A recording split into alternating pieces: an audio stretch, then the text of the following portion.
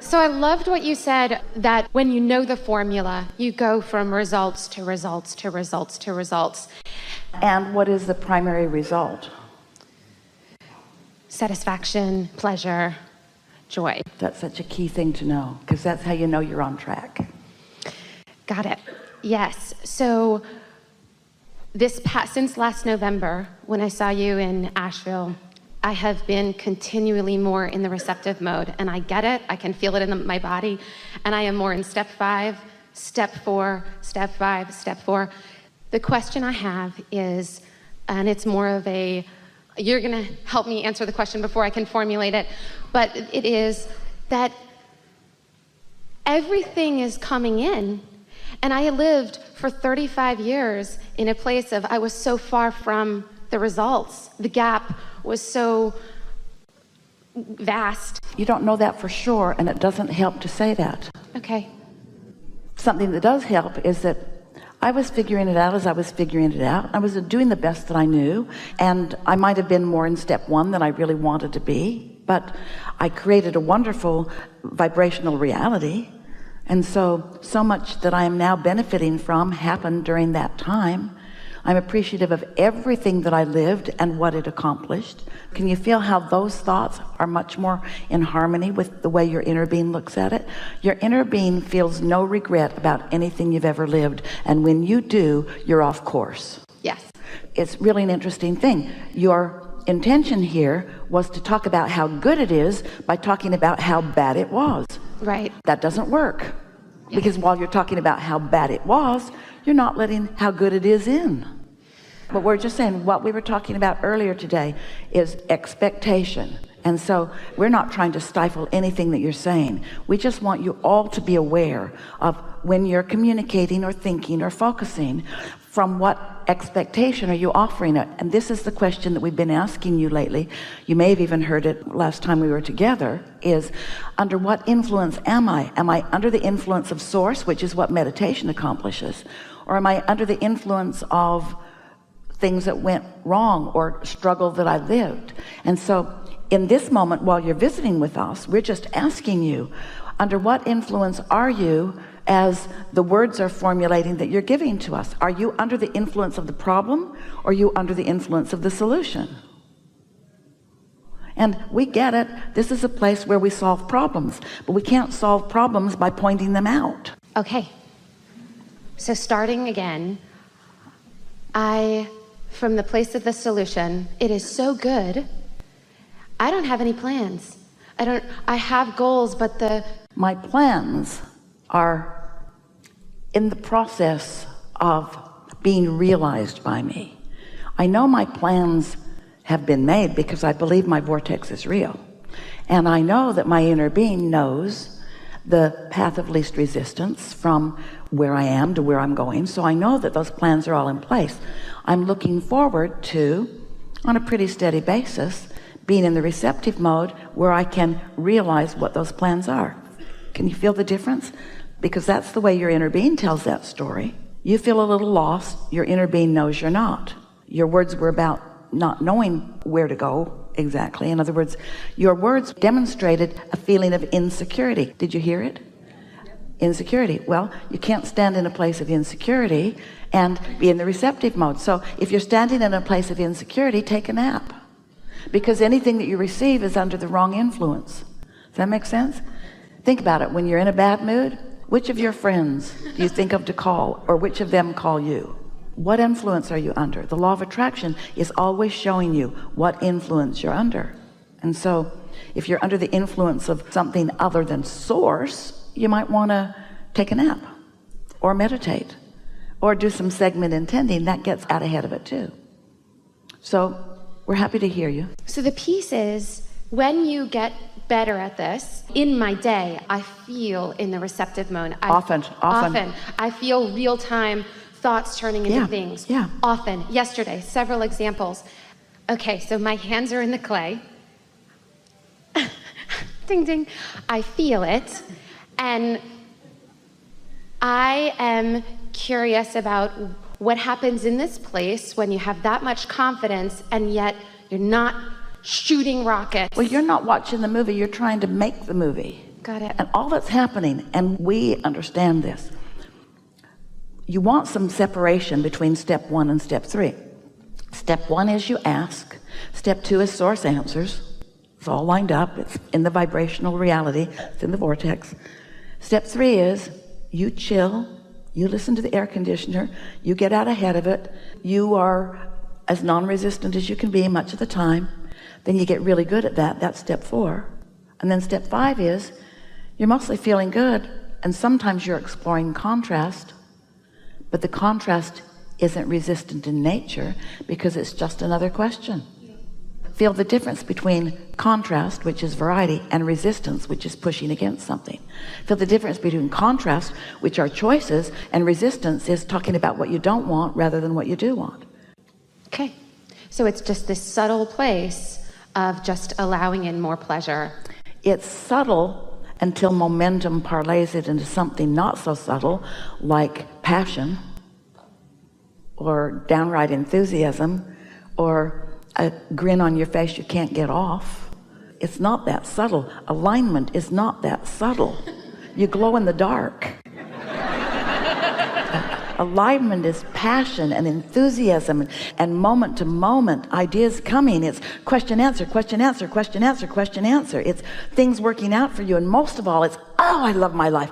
Man, did you see that happen? You can call that subtle. Right. I have that a lot in my life.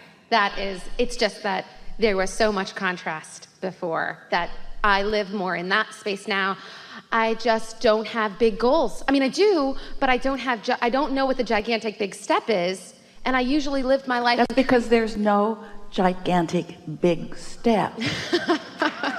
It's just the next logical step and the next logical step. And those words indicate, and it's all right, an impatience about getting from where you are to where you really want to be. What that says is, I really don't want to be over here. I want to be over there. Show me the gigantic big step. And meanwhile, your inner being knows you can't take a gigantic big step. That's a vibrational inaccuracy that would be devastating. What you want is the next logical step, the next logical step, the next logical step.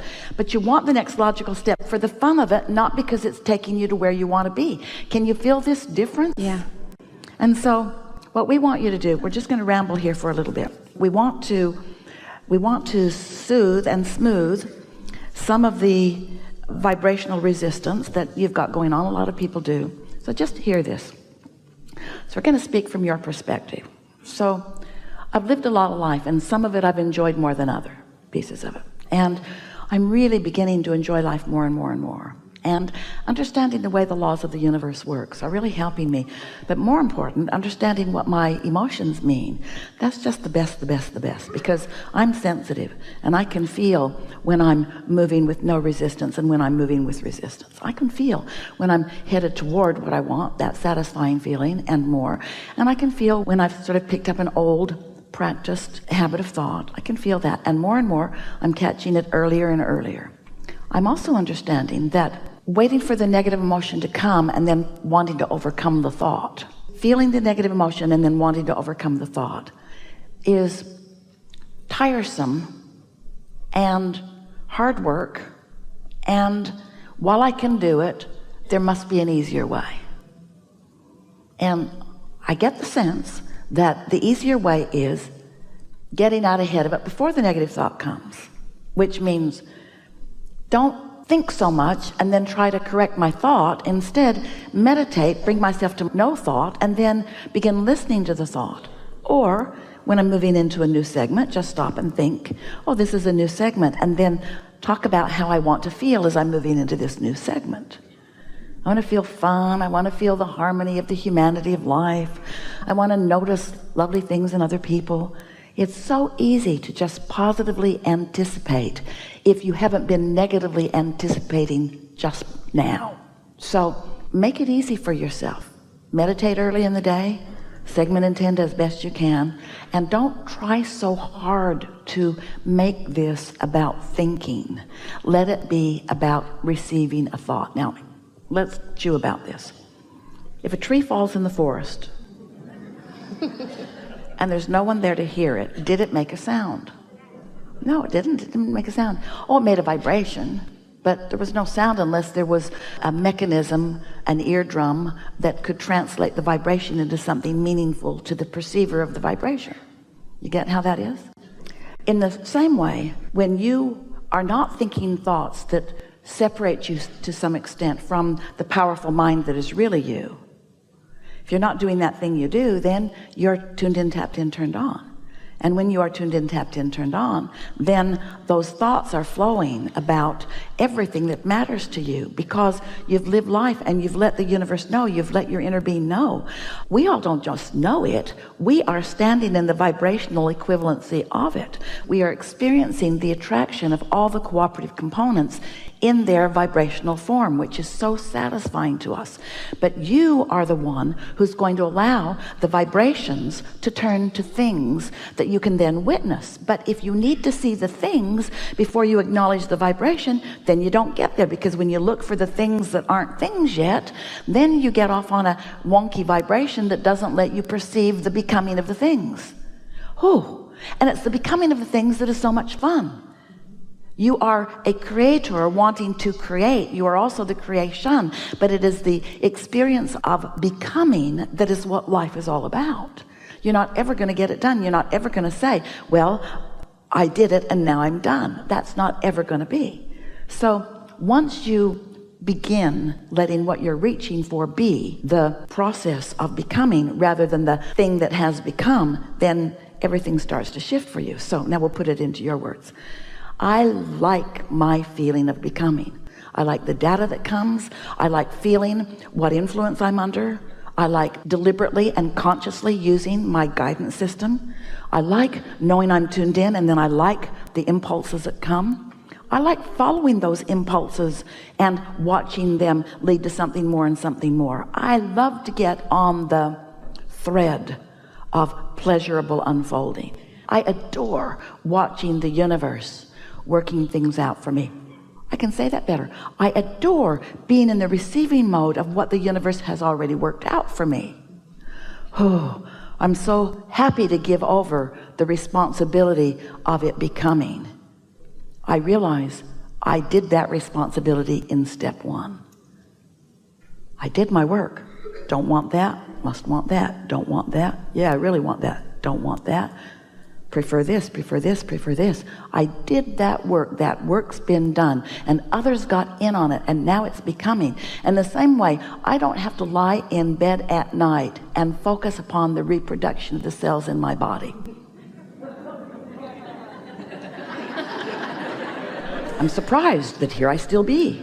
I don't lie in bed at night and focus upon the flow of the blood through my body. There's so much that is tended to at other levels of consciousness. I am so tended to, and now I'm beginning to accept that there is so much that is happening on my behalf that it is not my job to tend to, because I set it in motion. The universal forces are tending to it, and now it's my job to hear the tree fall in the forest. I'm going to take my ears wherever I go, and I'm going to realize what has already been revealed to me. It's being constantly revealed. I'm going to realize it. And how am I going to do that? I'm going to tune to the station that it's being broadcast on. You don't get in your vehicle and tune your radio dial to something that you don't want to hear. You tune it to something you do want to hear, don't you? Esther's got her fingers on those buttons all the time. Bunch of pre-programmed things. And she's listening to music. Oh, that could be better. That could be better. That could. There it is. That's just what I want right there. That's all. That's all. And can you feel that feeling that you had when you first sat down of, got to figure this out so that I can do it, has evolved to, I'm already doing it. I'm going to chill so that I can realize that I'm already doing it. I'm already doing it. No one's testing me. There's no possibility that everything I want isn't mine to have. There's no risk or chance here. I'm remembering when it felt like that, but I was operating under a whole other criteria. Now I know what's going on, and now I trust this process, and now I expect this process to yield to me evidence of my evolution in understanding. Yeah.